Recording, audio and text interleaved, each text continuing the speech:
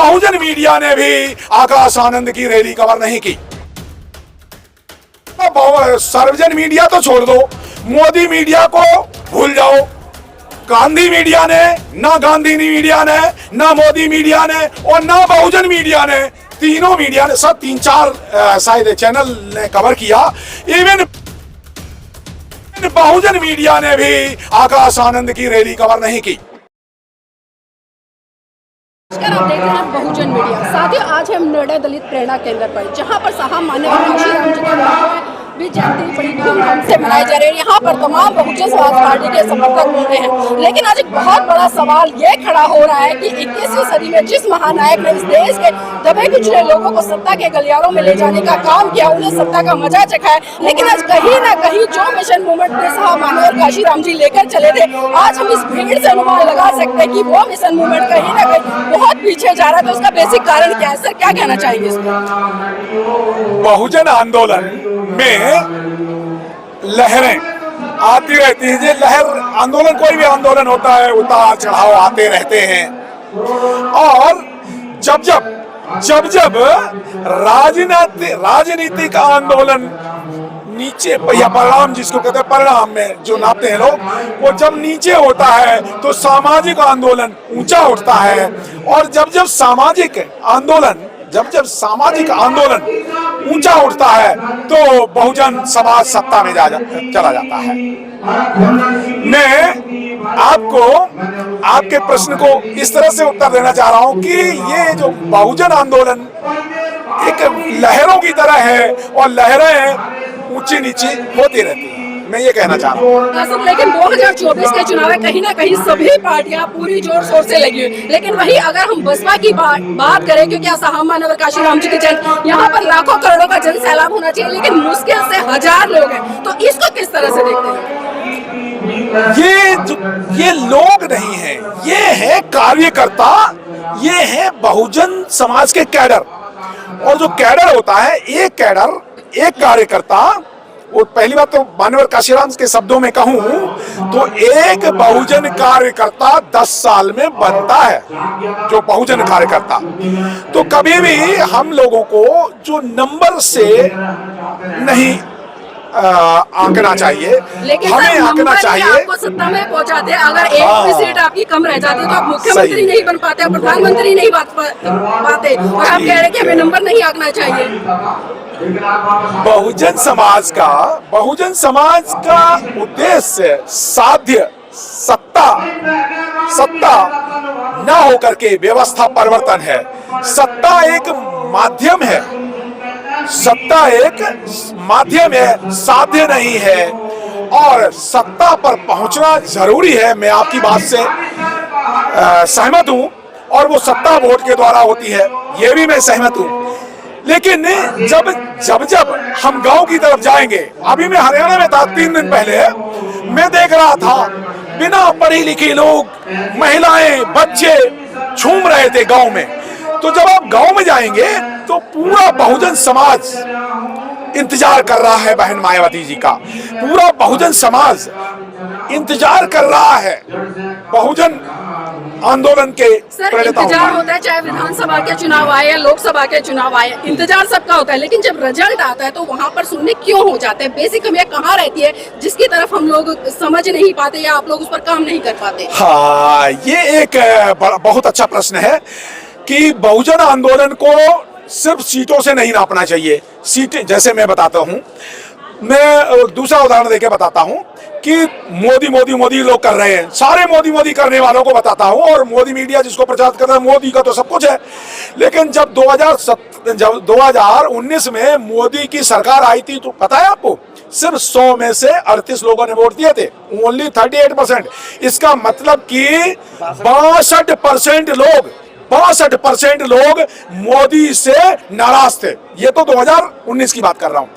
नीलम जी, आप तो गांव जाती हैं, आप जानती हैं कि मोदी से महिलाएं नाराज हैं, मोदी से इस देश का 70% किसान नाराज है, मोदी से इस देश के 20 करोड़ नौजवान नाराज हैं, मोदी से इस देश के नौकरी करने वाले 20 लाख से 25 लाख नौकरी पेशा लोग नाराज हैं।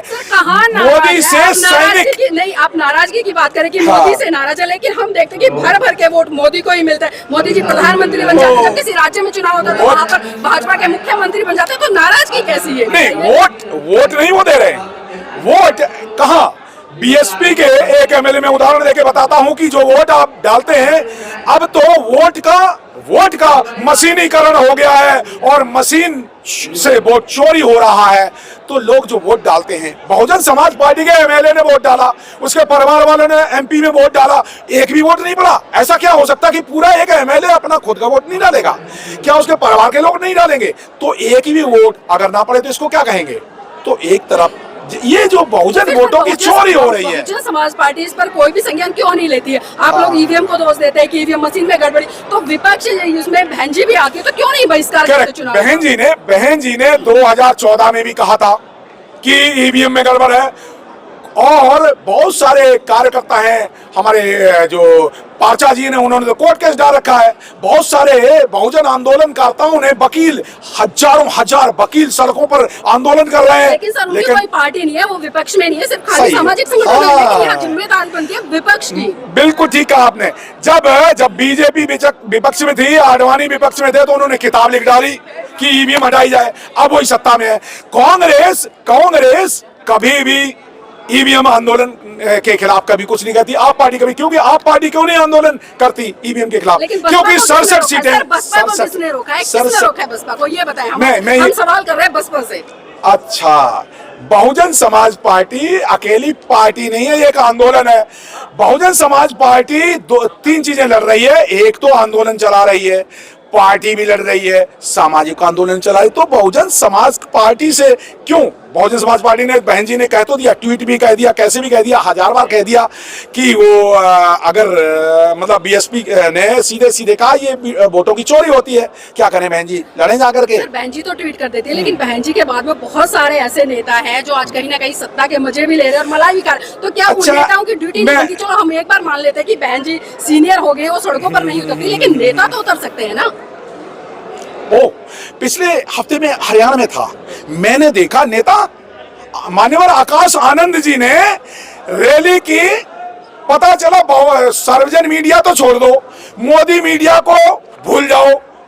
गांधी मीडिया ने, ना गांधी मीडिया ने, ना मोदी मीडिया ने, और ना बहुजन मीडिया ने, तीनों मीडिया ने, सब 3-4 शायद चैनल ने कवर किया। इवन बहुजन मीडिया ने भी आकाश आनंद की रैली कवर नहीं की। मैं ये कहना चाह रहा हूँ, कारण क्या सर उसका? लोग, बहुजन मीडिया के भी लोग कुछ कांग्रेस के लिए काम करते हैं, जैसे बहुजन समाज के लोग कुछ कांग्रेस के लिए काम करते हैं, जैसे दिल्ली में बहुजन समाज के लोग आप पार्टी में वोट डालते हैं।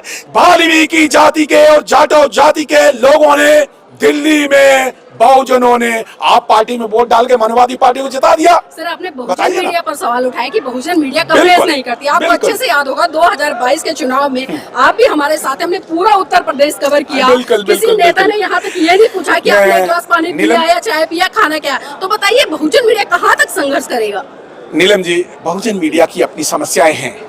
बहुत सारे नौजवान बच्चे हैं, उनकी समस्याएं मैं देखता हूं। बच्चों को वो करना चाहते हैं, लेकिन उनके पास रिसोर्सेस नहीं है, उनके पास संसाधन नहीं है। वो करें तो क्या रहे? क्या एक उनकी समस्या ये है। तो ये पार्टी की जिम्मेदारी नहीं बनती सर? अगर हम चाह रहे हैं कि बहुजन मीडिया हमारे फेवर में बोले, हम देखते हैं कि पूरा भाजपा ने अपना IT सेल बना रखा है, और आज अगर हम देखें मोदी कहीं भी रैली हो रही है तो तमाम मेन स्ट्रीम मीडिया पर लाइव चलता है। तो ये क्या बहुजन की जिम्मेदारी नहीं बनती? बहुत बड़ा प्रश्न किया है। चलिए, मान्यवर काशीराम साहब की जन्मतिथि पर प्रेरणा स्थल से मैं पूरे भारत के 125 करोड़ बहुजनों को संदेश देना चाहता हूं, और बहुजन मीडिया को भी। क्या उन्हें पता है कि बहुजन समाज पार्टी का IT सेल बन चुका है, और उस IT सेल में दिल्ली में 40 नौजवान काम कर रहे हैं, लखनऊ में 60 से ज्यादा काम कर रहे हैं। 100 से ज्यादा नौजवान IT सेल में बहुजन समाज की आईटी सेल में काम कर रहे हैं, लेकिन बहुजनों को अभी पता नहीं है इसके परिणाम आएंगे। लेकिन सर, अभी तो कह रहे थे कि इसलिए वहाँ पे हरियाणा में आनंद जी की जो रैली हो रही है उसको कोई नहीं दिखा रहा, तो इतने जब आईटी सेल बन चुके हैं भाजपा उसके बसपा के, तो अन्य से फिर शिकायत कैसी? नहीं, वो अभी रणनीति क्वेश्चन है, नीतियों पे मैं बात करूंगा, रणनीतियों पे बात नहीं करूंगा। ऐसा है नीलम जी, रणनीतियां अप्लाई की जाती हैं, परिणाम लाके दिखा दिए जाते हैं, और 2024 में बहुजन समाज पार्टी की रणनीति लोगों को दिखेगी कि बिना बीएसपी के केंद्र की सरकार नहीं बने। सर, आखिरी सवाल लेना चाहूंगी, साहब मान्यवर काशीराम जी का जितना त्याग समर्पण बलिदान रहा, क्या आज के वर्तमान के बहुजन नेता इतना त्याग समर्पण बलिदान कर पा रहे हैं?